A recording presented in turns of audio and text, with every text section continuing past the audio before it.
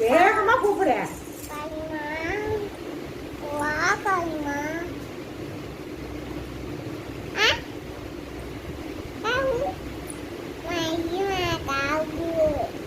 அப்பாவுக்கும் பேசு.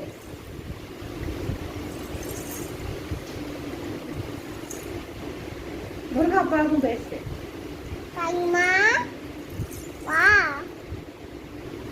வந்து வந்து ஏய் வந்து அப்ப ஏய் வாமா